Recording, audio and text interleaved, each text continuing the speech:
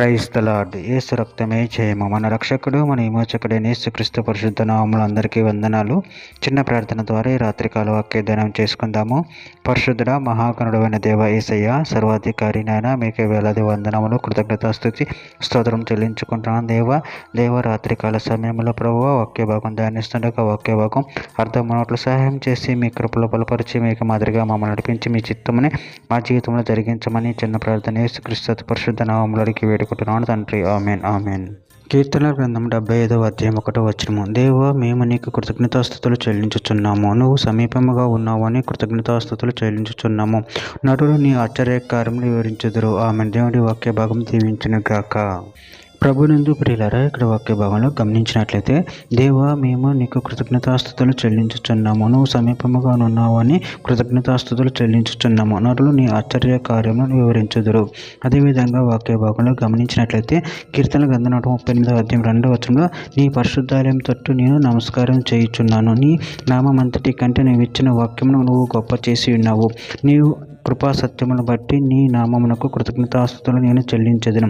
నిర్గమకాండం 23వ అధ్యాయం 21 ఆయన సంధిని జాగ్రత్తగా నుండి ఆయన మాట వినవలను. ఆయన కోపము రేపవద్దు. మీ అతిక్రమమును ఆయన పరిహరింపడు. నా నామము ఆయనకున్నది.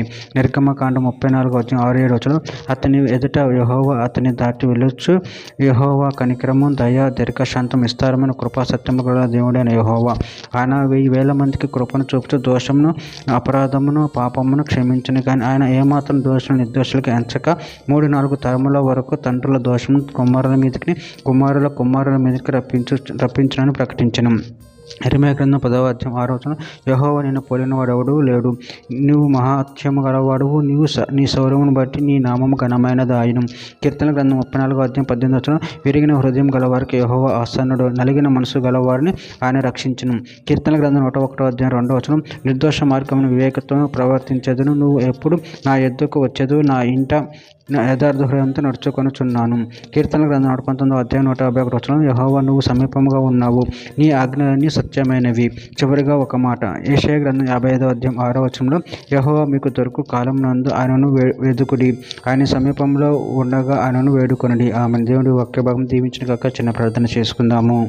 పరిశుద్ధుడ మహాగణుడైన దేవ యేసయ్య, మీరు ఇచ్చిన వాక్య దాని ప్రభావం కృతం చెల్లించుకుంటాను తండ్రి. మీరే మాకు సమీపంగా ఉన్న దేవుడై ఉన్నారు తండ్రి. నేను మీ వేడుకొని నిన్ను మహింపరిచి కనపరచవరం శక్తిని అనుగ్రహించి మీ కృపలో బలపరిచి మీకు మాదిరిగా మమ్మల్ని నడిపించమని చిన్న ప్రార్థన యేసు నామములో అడిగి వేడుకుంటున్నాను తండ్రి. Amen amen.